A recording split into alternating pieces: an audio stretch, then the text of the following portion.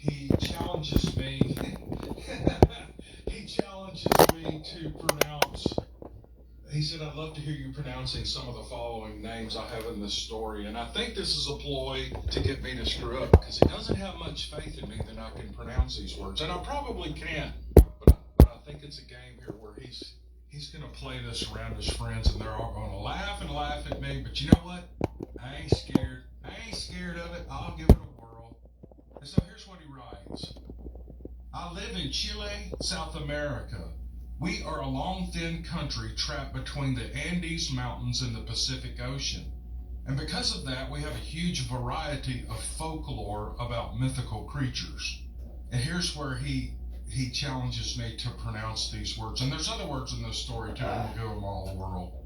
I could spend much time writing about them. The Alisanto, the Cuero, the Caleche, and the Trauco. I think I got those right. Probably not. They are traditional stories that old folks tell to kids, sometimes as a scary story before sending them to bed, and in some cases as a warning. My story was told as a true fact by a friend who is prone to deviate from the truth, or he's a mythomaniac in less kind words. He tells the most outrageous stories, yet he is good-hearted, he's a great cook, and because of his wild stories, he's fun to hang around. With all that said, I actually believe that the story I'm about to write is true, and the story goes as follows. George, our protagonist, is the son of a worker in a farm in southern Chile. He was a hard-working and diligent man who was 16 years old when this story happened. He balanced school and work, laboring on the farm by helping his father, and he was reputed for being brave, not being afraid of any man or beast. He would go out hunting, leaving while it was still dark, walking through the thick forest of the pines and the native trees before sunrise. The farm he worked on was divided between crops of wheat, plains with pasture for cows, and pine forests for wood. It had patches of native trees here and there to keep the soil fertile and healthy. These divisions, or potreros in Spanish, are limited with fences made with pine posts and barbed wire. They're usually 5 feet tall, and roads go between such fences and allow for trucks and tractors to transit.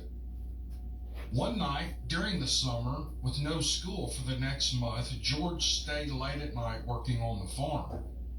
He was some kilometers away from home and decided to cut through a soon-to-be harvested wheat field that had forests of pine trees on each side, except one. At the end of this field was the road home, and of course the fence of barbed wire that separated the field from the road. That night the moon was shining up in the sky, but it hid from time to time behind clouds that moved at a fast pace thanks to the winds that soared during the summer months in those latitudes. This meant that you had moments of absolute darkness due to cloud cover and other moments with some light that helped you navigate the fields. As he neared the end of the field, a sudden silence fell upon the land. No mouse running through the wheat stalks, no crickets chirping, no frogs croaking, no bats zooming by. Even the wind stopped blowing, leaving the moon hidden behind a big cloud. It was an ominous sign. But George, being a brave soul, kept walking, and he was a little more alert now. There are few things in Chile that can harm a man. Pumas are the biggest natural predators, but they are rare. Wild boars were introduced as game, but not in that area. That left only a fellow man to worry about. Cuatreros, or livestock robbers, are a very real threat. I've had to chase a few away, rifle at the ready and in company of men that hopefully knew what we were doing. But George was not afraid of any man. Plus, he knew the area and could lose them in a mad race if he needed to. When he was 100 meters from the road, George felt that he was being watched from the nearby trees, but he couldn't see anything. This sensation made him nervous. He walked close to the pine trees when he heard a deep and fast breathing noise. It came up from the pines. He had never heard a sound like this, and that realization startled him. It sounded not far away, but he couldn't see what made it. He started to walk faster, and then he started to run to the road, only to hear that the sound was now faster and closer. Heavy footsteps started to follow him. Whatever it was running after him or with him. During this race to the road, the moon appeared from behind the cloud where it was hiding, as if to see how things were going to end. Fresh moonlight allowed George to aim for a fence post, which he used to balance himself and climb the fence while trying his best to avoid the spikes of the barbed wire. In a second, he was on the other side and running home through the road. He turned his head around to see what was after him, and he saw a huge black figure jump the fence and land heavily in the middle of the road. He described the creature as a gorilla, a tall one at that, but with longer legs and black hair. Yet he didn't stay to look. He ran even faster now. The even road allowed him to gain speed. As all roads on the farm, it was a dirt road, which with some rain had become muddy, but thankfully it had not rained. The last he heard was a loud roar, such as he had never heard, and with that, the gorilla, as he called it later, vanished. Maybe it continued on its way to the pines on the other side of the road. Maybe George had outrun him and the creature had given up. Or maybe the creature had accomplished its mission to scare this human away from its territory. George got home. He was scared, breathless, and sweating, and he told his folks he had just been out running. He never talked to them about his experience because his father was not known for being an open-minded fellow. He told his friends, however, and some believed him. One of these close friends is who told me the story while we were surrounded by many people at an asado. That's barbecue in Spanish. Of course, George changed after this experience. He never walks alone at night, and he avoids walking in the fields at night for sure. But he is still a hard worker, and as far as I know, he went on to study more about agriculture. It saddens me to not know if this story is true, because we have no Sasquatch sightings in Chile. Maybe someday Sasquatch will find our country to their liking. All right, I don't know what this man's name is. It could be a woman. I think it's a man. There's no way to know his name, and that doesn't really matter, but here's his story. Back in the 1940s and 1950s, my mother's family lived on a small farm in North Alabama. My grandfather worked in the coal mines, but he owned the farm, so they didn't have to live in the camp. A small spring-fed creek that ran along the north edge of the property provided water for the family, the animals, and for washing. Sometime around the summer of 1950, there was a drought, which in North Alabama means it didn't rain for 2 weeks, and that creek almost dried up. They had to install a hand pump on the spring to get enough water to keep the farm going. Everybody and everything was hot, grumpy, and thirsty that summer. It was an area where electric lights were still considered a modern convenience, and air conditioning was unheard of. With no breeze, the world baked under a hot, still glaze of sweat and dust. To alleviate some of their misery, they'd eat dinner early and then go out and sit on the front porch to give the house time to cool off before bed. They'd drag a big oscillating floor fan up to the screen door and sit and talk while doing the sort of light chores that could be accomplished while sitting in a rocking chair. Socks and clothes were mended, and keys were shelled until the sun went down, and then it was time for bed. That's when the screaming started. Somewhere in the woods across the creek, something was screaming like a woman who was being strangled. Those were interspersed with long, mournful howls loud enough to hurt your eardrums.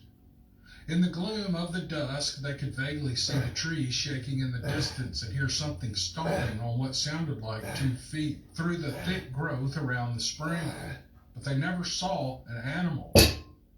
As soon as the racket would start, the farm animals would stampede to the other end of the pasture, as far from the spring as they could get.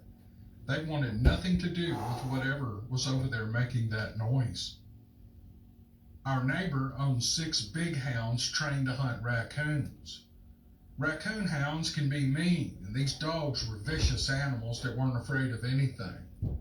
They tore off across the creek to hunt down and kill whatever was making the noise and shaking the trees. 6 dogs went, but only 4 came back. Of those 4, one had its back ripped open so badly they had to put it out of its misery. That was when the men knew that they had to act. My grandfather, my 2 oldest uncles, the neighbor, and his sons loaded their shotguns and rifles and went to see what this thing was. They found the 2 dead dogs, ripped into pieces and thrown up into the trees, but they didn't find what killed them. The next night, the screaming returned with a vengeance. The dogs were put on chains and the children were kept inside. It screamed until after midnight, while everyone stayed in their homes and hoped that whatever it was would eventually go back to where it came from. The men didn't want to see if it was going to return the following night. They were already in the woods with their guns loaded for boar and waiting for it.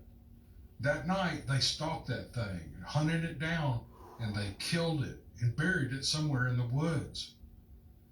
Everyone in that hunting party is dead now. When I was a child, I asked, but none of them ever told me what they killed that night.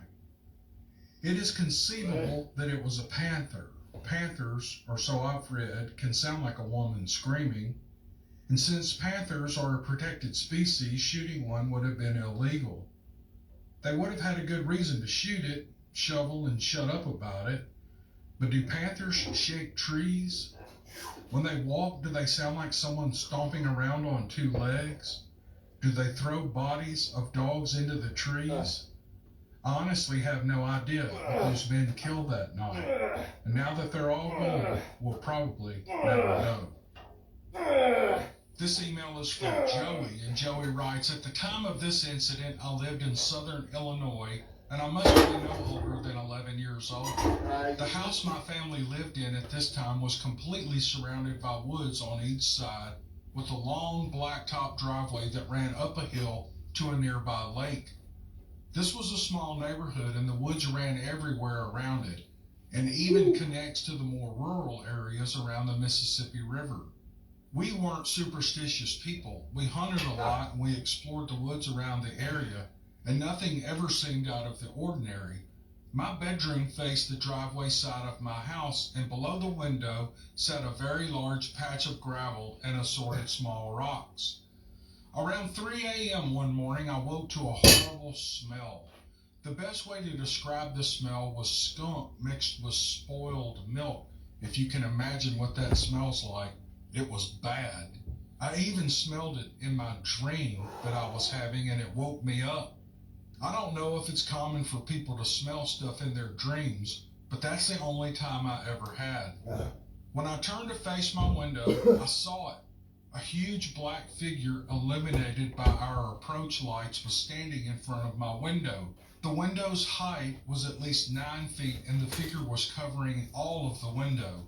Normally, I would have thought it was a person, except I could see the outline of long hairs hanging from its entire body. I freaked out and I let out a screeching scream, not knowing what was happening.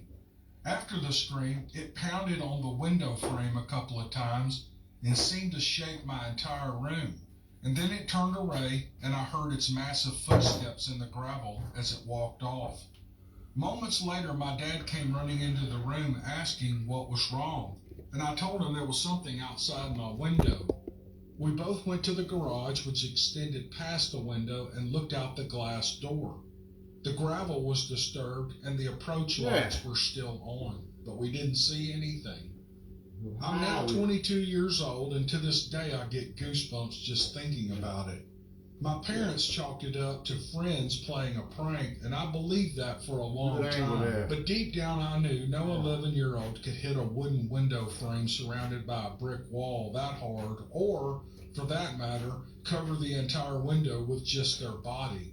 I know it's not the best story compared to others I've heard on your channel, and maybe even not even as believable, but I truly believe a Bigfoot was outside my house that night. The writer's name is Lynn. Here's what he says. My name is Lynn. I live in Coleman, Alabama. In 1989, my grandparents bought a 67-acre farm. I was 4 when they moved in, and 9 when Pawpaw sold it. The farm had 2 new chicken houses with runs, 2 old houses that were used for feed and hay storage. There was a pond right behind the house. From my grandparents' house to the chicken houses was a 1/4 mile or more, connected by a little dirt and gravel road. On one side of the road were the chicken houses, and on the other side, and about 40 yards away, was a creek bed. My granny had cancer. She was doing chemotherapy off and on until she passed when I was 7. Several times before she passed, she said she saw Bigfoot out behind the pond or in the pond. She was a religious woman, so I know she just wouldn't lie. I can't guarantee the chemotherapy didn't play a part in it, though. Once I was awakened in the middle of the night and told to get in the truck. We drove down to the chicken houses. Some of my grandfather's friends were already down there. They were all carrying guns, and the headlights of their cars were pointed down between the chicken houses. I wasn't allowed to get out of the truck, but I asked what was down there, and I was told it was a fox. Now, I'm smart enough to know it doesn't take that many people to kill a fox. I walked that dirt road from the main house to the chicken houses and back a good bit myself. Once I thought I saw something move between the middle of the old chicken houses. I was coming from the house down to the new chicken houses, and I saw it through spots where the curtains were ripped or gone on the old chicken house windows. At first, I thought it was one of our cows. By the time I got close enough to get a look, nothing was there. I also think I had seen movement inside the old houses before. Because of that, I would never look at them as I walked by. Plus, I would often hear walking noises from the woods beyond the creek bed, and I felt like I was being watched. There came a point when I always felt like I was being watched, no matter where I went around that place. I had a 224-wheeler that I went everywhere on except the woods. Pawpaw told me to stay out of the woods. There were trails, some Pawpaw made with his tractor, and some that were already there, and they all ran through the woods. In typical fashion for a young boy, I did what I wasn't supposed to do until I got caught. One time when I was in the woods on a trail I'd never been on before, I found what I think was a cave entrance.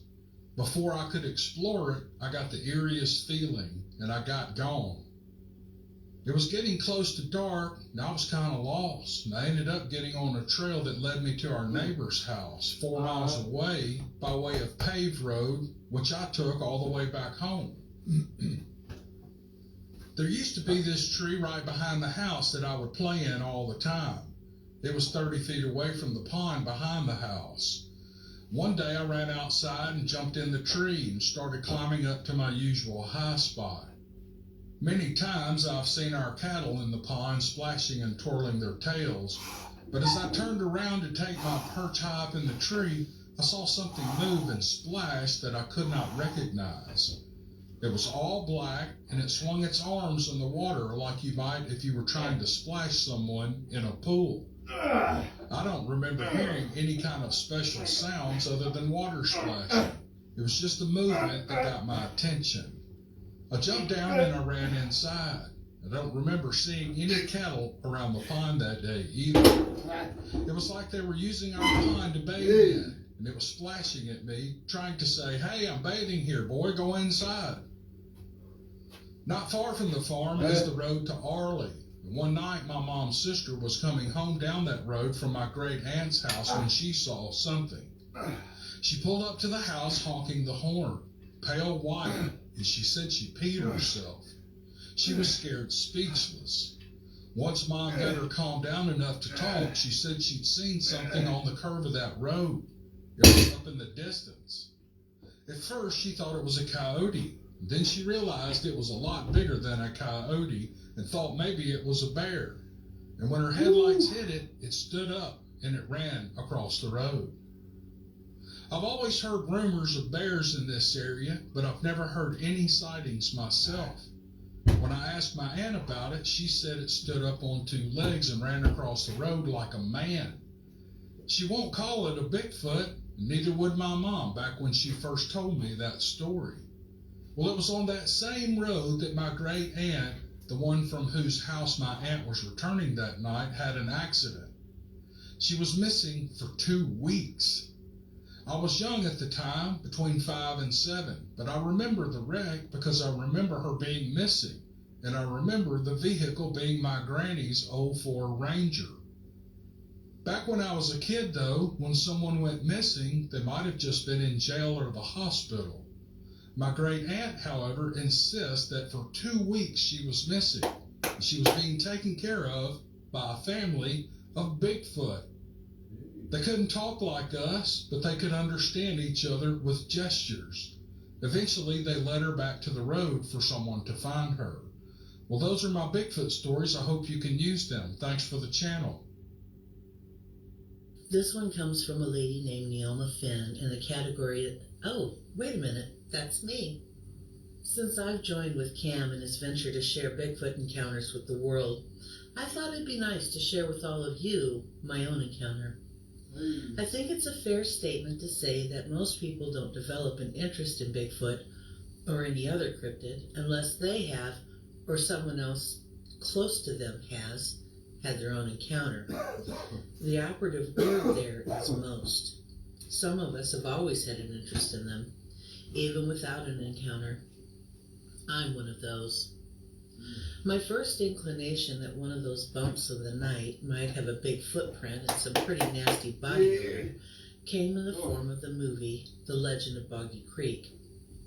It was released in August of 1972 and took place in the state from which most of my family hailed. Since I distinctly remember watching it on TV, I'm going to guess I didn't see it until a year or more after its release. So I would have been around 8 or 9. Regardless, it was far and away the most frightening movie I had ever watched, and I watched it on a double billing with The Night of the Living Dead. What can I say? Zombies just don't do it for me. My imagination was next sparked by the made-for-TV documentaries Monsters, Mysteries and Myths, narrated by Rod Serling, and The Mysterious Monsters, narrated by Peter Graves. After seeing those documentaries and a few others like them, I was hooked on the subject. Little did I know the day would come when I would move from believing to knowing. In 1984, my then husband and I lived in a cabin on the Mississippi River. Get out your maps and find I-280. It crosses the river in Rock Island, Illinois. The river runs a general east to west there, so the bridge crosses it from southeast to northwest. On the northeast side of that bridge, so close to it that the bridge shaded it from the afternoon sun, sat the cabin. Like all the cabins down there, it sat up on stilts. Unlike the other cabins, ours had a lattice skirt around it. The side of the cabin facing the river had a long, wide porch that ran the entire length of that side. The inside consisted of a living area that wrapped in a J shape around a massive fireplace to the kitchen and eating area. Together they formed the interior walls of the only bedroom. To the far north side of the cabin was the bathroom. We had electricity and indoor plumbing, but that was about it. We heated the place with a fireplace insert that sat in the giant fireplace. We didn't use the one bedroom for anything other than storage because it was too cold. Our bed was an old hide-to-bed sofa with the legs missing. It sat up on cinder blocks because the bed frame needed the extra space beneath for storage. When we unfolded it, we had additional cinder blocks to put the feet of the bed on. That sofa weighed a ton. It's important that you know that fact. and it sat on the same wall that was adjacent to the bridge. As you might guess, we were so poor we couldn't pay attention. Neither I nor my husband was working at the time. Our only income came from the trot lines he ran on a commercial fishing license and the hides he hunted during the winter. I was pregnant with my second child and we didn't have a phone, so my best friend would come and stay with me at night while my husband went coon hunting in the woods and wetlands that surrounded the cabin. It was a lot less built up back then.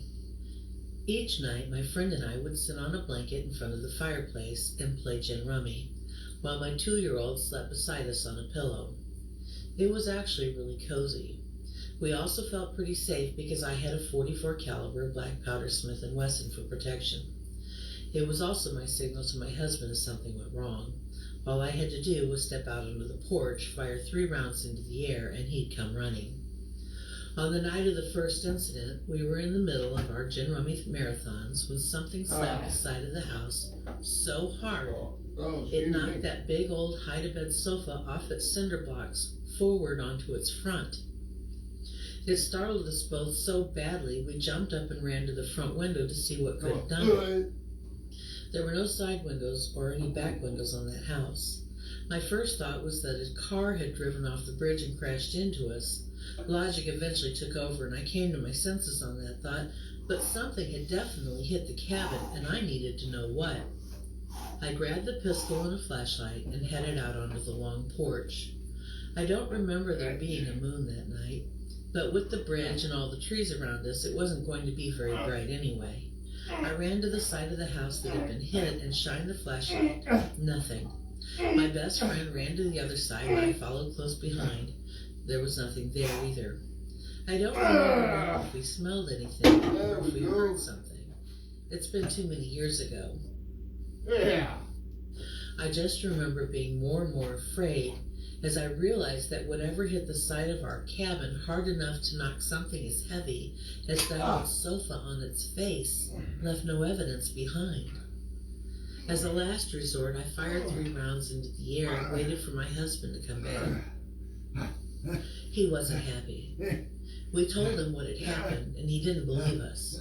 Even after he walked around the cabin and discovered missing lattice in the exact spot where the house would have been hit, he refused to believe our story. It was late November or early December. In that part of the country, the ground is generally frozen by then, so there was no discernible footprint. However, me being me, I was convinced it had been a Bigfoot. This drew more anger and derision from my husband. When I tried to tell the story to friends, he would immediately tell me to shut up, that people would think I was crazy or stupid. And he was right. Those few people who listened long enough to hear the whole story just thought I was crazy. Or stupid. I would have preferred crazy. Another month went by, and an ice jam on the river drove us out of the cabin. We lost everything in that flood. My husband had to put me and my son in a boat and push us out through the ice and hip waders. Frankly, I was glad to be away from the place. My younger son was born in March and life went on. It was sometime in late July or maybe early August when we decided to go fishing. My husband wanted to fish some ponds down in the woods that were on the opposite side of the bridge from where the cabin had been. I was okay with it, but wondered how we were going to pack in everything necessary for a now 3-year-old child and a baby. Foolish me. He planned to leave us where he'd parked the car, fishing in a backwater pond where we'd catch nothing but dogfish. I was not happy. The spot was a little clearing just 100 or so yards down the road from the cabin and across the way. It was a teardrop-shaped clearing with a narrow driveway at the point and the side running along the edge of the pond I was expected to fish. We set up a playpen for the baby and covered it in mosquito netting. My 3-year-old and I made hot dogs and roasted marshmallows in the small fire I'd built to help keep the mosquitoes at bay, and my husband had left his Coleman lantern for us. Eventually, my 3-year-old got tired, and I put him in the playpen next to his brother to sleep. What? By now, it was completely dark out, but the sky was clear. Stargazing is one of my favorite pastimes. Even though there was far too much light pollution from the surrounding cities, I was definitely enjoying what I could see. There was no point in watching my line anyway. Nothing was going to bite that I wanted to keep. So I was sitting there in my lawn chair, my boys behind me and to the right in the playpen, our car behind me and to the left facing towards the entrance to the little clearing, and I was facing the pond and looking up at the stars when I heard a rustling in the bushes. My first thought was that it was a raccoon back there digging at something or going through some trash someone had dumped there. As the rustling grew louder, though, it got more and more difficult to blame on the raccoon. This was something definitely shaking the trees, and I was pretty sure trying to scare me. It had to be my husband, I thought. He's getting even with me for last winter when I was convinced our house had been attacked by a Bigfoot.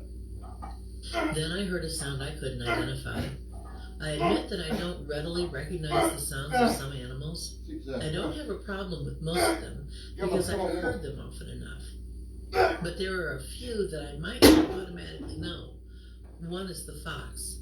I have just never been where the population has been strong enough to hear them often enough to be comfortable identifying them. So, when I couldn't immediately put a name to what I was hearing at that moment, I told myself it must be a fox on steroids. Or maybe an owl. Or maybe a fox pretending to be an owl. Or maybe an owl pretending to be a coyote. Or maybe a talking coyote. With each new thought, I was becoming more and more uncomfortable. Between the shaking of the trees, the chattering sound, and an odor that smelled so bad it burned my nose, discomfort was quickly turning to panic. I was weighing my options when I heard the sound move from directly behind me to the direction of the opening of the clearing. I looked over and saw the impossible. A man, well, maybe not a man, but something shaped like a man, who was at least 8 feet tall, and I'd be happier saying 10 feet, stepped across the driveway in one step. The following year, when my husband forced me to go back down there and confront my fear, I stood on the spot where I'd seen this thing cross, and I walked across that driveway. It took me 5 steps. This thing did it in 1. A moment later, as I sat frozen in fear, flight mode hadn't kicked in yet, I heard it wade down into the water. The pond was not deep. It might have been maybe 4 feet at its deepest point. So hearing something wade through the water rather than swim it was probably not a big deal. That this thing sounded bipedal to me was. I should have shined my flashlight across the water to get a good look at it. And I was too afraid. I didn't want to see it. I just sat there. At some point it stopped and splashed around. I don't know if it was bathing in that nasty water, playing in it, or grabbing fish out of it. I just know it splashed around for a bit, then waded up on the opposite side. I didn't hear it again. I couldn't pack my children up fast enough.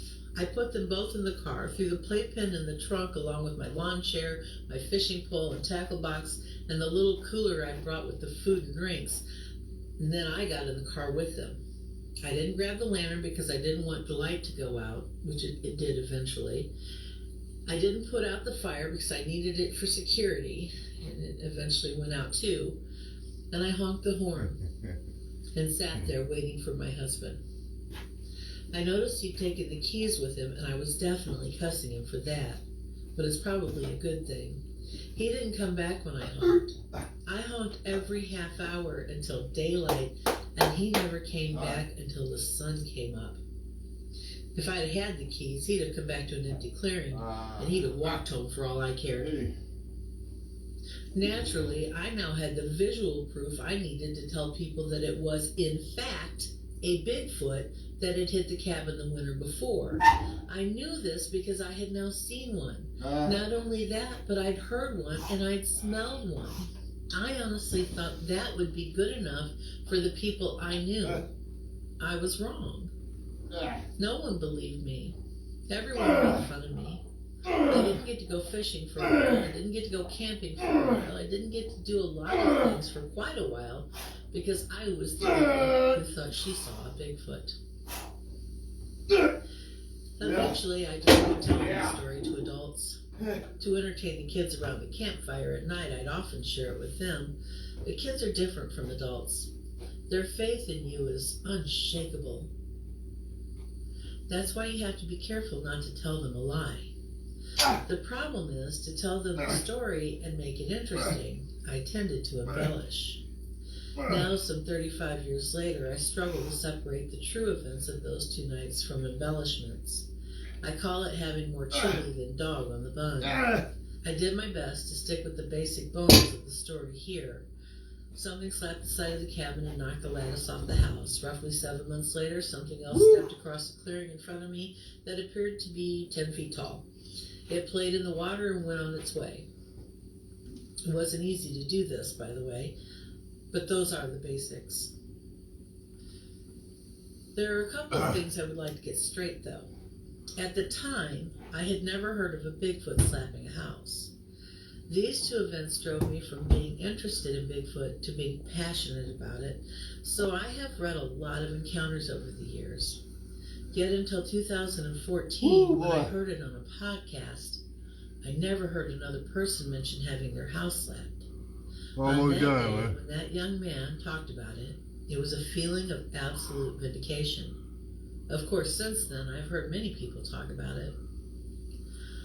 I also want to point out that the entire time I was hearing and smelling the Bigfoot behind me, both of my children were in a playpen, also behind me, with nothing but mosquito netting to protect them from the world. I've heard many stories of Bigfoot stealing children. At any moment, that thing could have snuck up and taken one or both of my children out of that playpen, and I wouldn't have known until it was too late.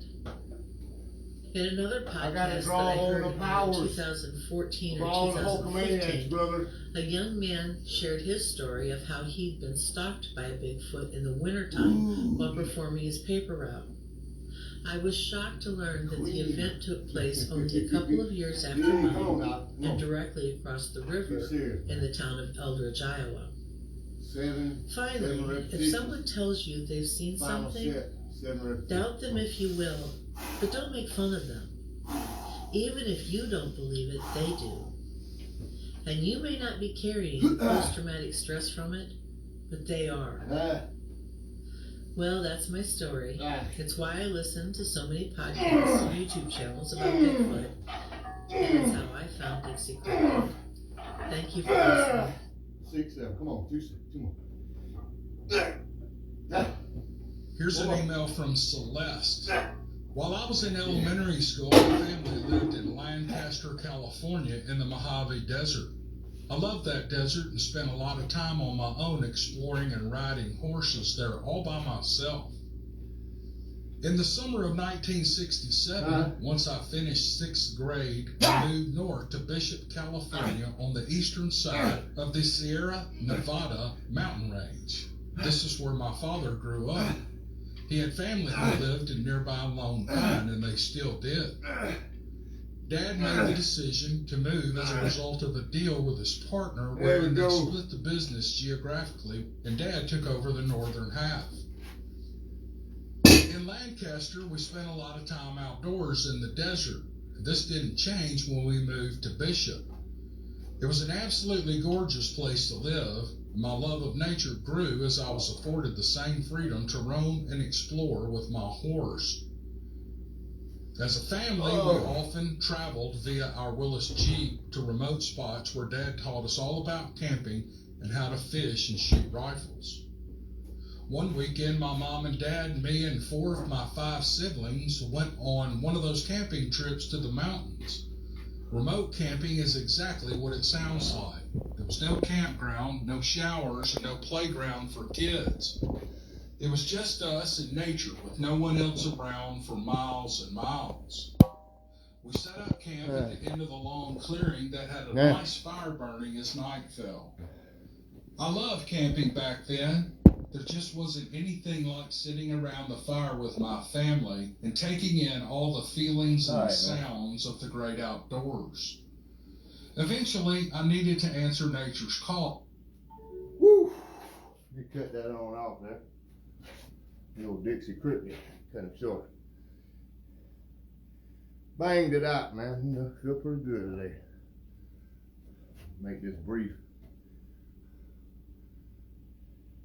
It ain't real cold, but it's still November, so we're gonna make this quick. Super quick.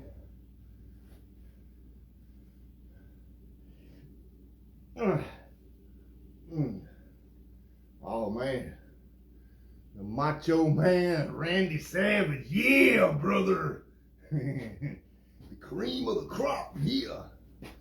Not bad, man, not bad. Decent. I think it was about 12 sets. If you want to include them too, the first two little light warm-up sets. Look at that. Look at that. All right, now. Rest day tomorrow. Ain't got shit. Ain't got to do nothing. Well, I got to go to work, but as far as this shit, you know, I don't have to work out or anything. I choose to make that rest day. Put this back on before I go up inside here and leave the shed of dread. Go in here and do my little sit-ups and stuff. Gotta get ready to lay down for the night, take a shower and all that shit. And I appreciate my my one live viewer here, my wife. Love you very much, honey. Thank you for watching.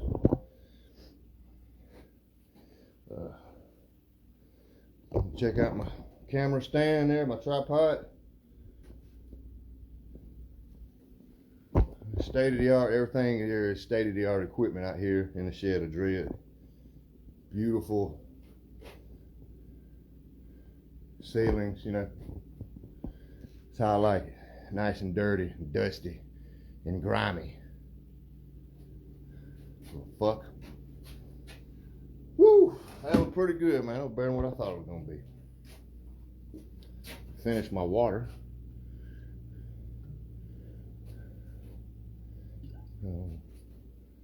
Shine a light. I want to get good lighting for this.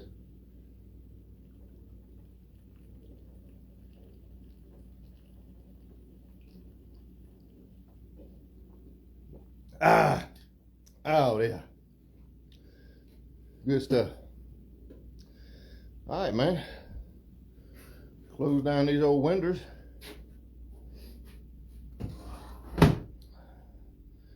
I reckon I'll head on in the house. I think that takes care of everything. You want to see how spooky and scary it is out here? It's dark out there, ain't it? Ain't no telling what could be standing right behind me. You know? Or what's behind the shed over here? Who knows, man? The Dixie Creek put it there on the... That's what you can see out here. It's pitch black, man. They could be Bigfoot and Sasquatch out there. I wouldn't know it. Give a fuck. All right, man. Enough goofing around. Oh, who we have here?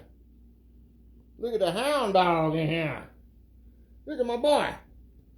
You ready to go in, buddy? All right, man. My boy said he's ready to go in. Y'all take it easy. Guess I just mashed the X to end it here. Something. Yeah. Yeah, I don't want to end it.